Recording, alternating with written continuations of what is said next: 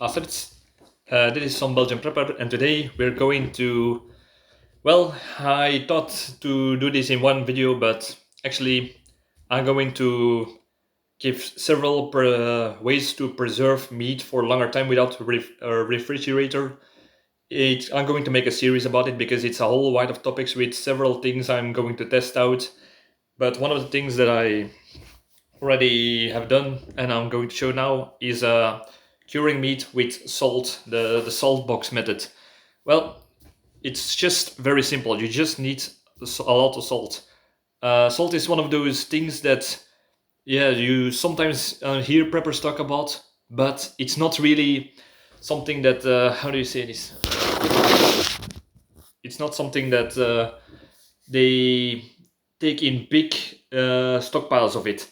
Yeah, some people take a bucket of salt, but for survival, a long time scenario, I would say get a big stockpile of salt. Salt is now very cheap, and yeah, it can be bought in big quantities. And if the electricity is going out, or you need another way to preserve meat, or there are several other things you can do with salt.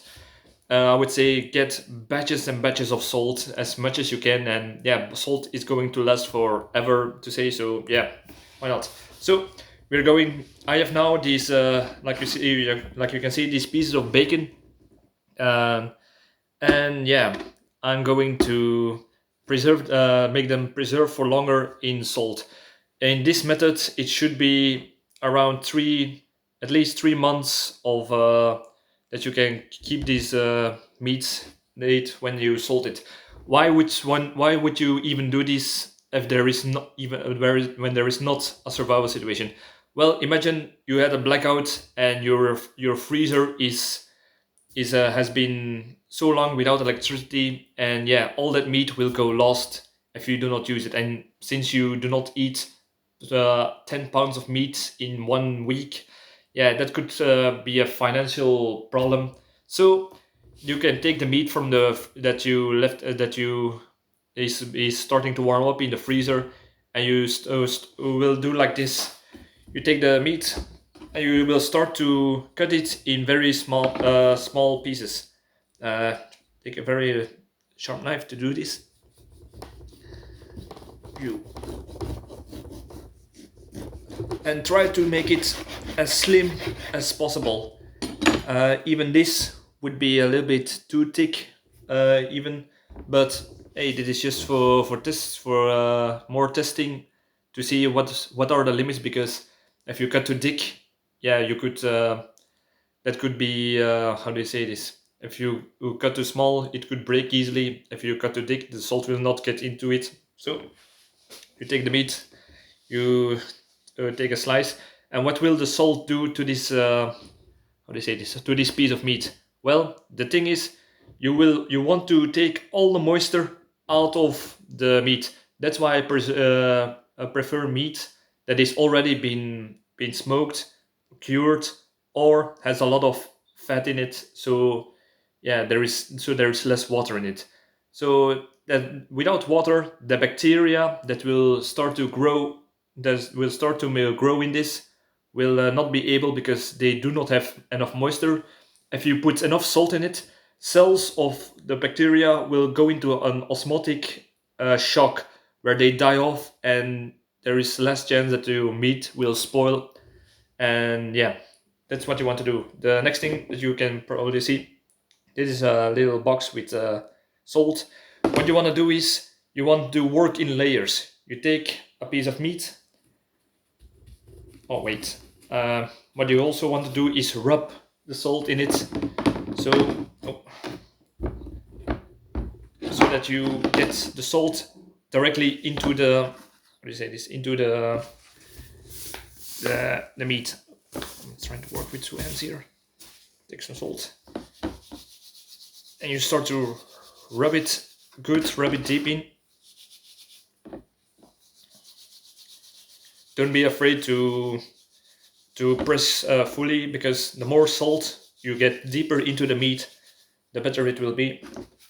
I should have used 2 boxes for this. I will take another box.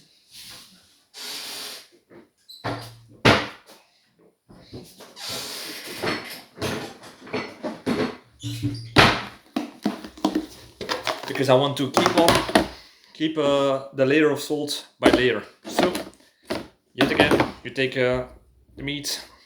I should have done this. I should have done this a little bit before the video, but I wanted you to see the process. Take the salt. Take the meat. Rub it in. There are other ways with salt that you can preserve meat, but I will keep that for another video. It's like pickling meat. But today I will only show the step. I will take one more, and then we can go to the next layer. Yet again, try to cut as thin as possible.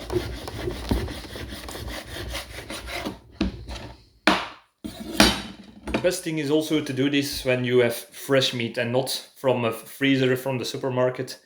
That could be a little bit problematic, but yeah, fresh meat is not always possible, especially not in Belgium, where big praise are not that available. And yeah, you got to have some live animal stocks for that. So yeah, the first layer is already ready. So what you want to do is, if you perhaps can see, now we have put the meat on a layer of salt, and now we're going to put another layer of salt above this. Like I said, this could seem like a waste of salt, but the salt that is left over, you can still reuse for later on. It's never really been lost. And the thing is, it will drag all the moisture out of it. So we can continue now with the second layer in this box. Try and rub it in.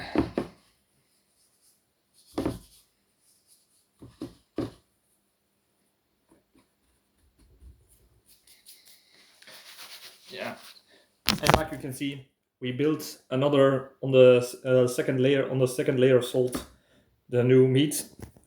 And after you're done, you do a layer of salt, layer of meat, layer of salt, layer of meat. You keep doing this till the box is full, and you do not close the box off. You have to at least give it a chance. Put a lid on with holes, or put a lid on sideways if you are scared that something will crawl inside of it. But the thing is, the moisture that gets dragged out will start to evaporate and go above, will be dragged through the salt layers above and will evaporate away, and that way everything in the box will stay as dry as possible. So yeah, there's nothing more to this. To be honest, another tip could be, if you find it annoying that if you're going to use that meat later on and you think it will be too salty, because that's another thing.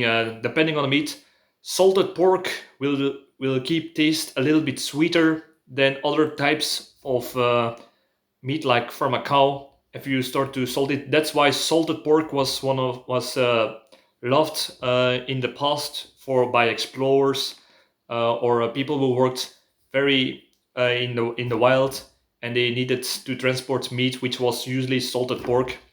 So that's another thing.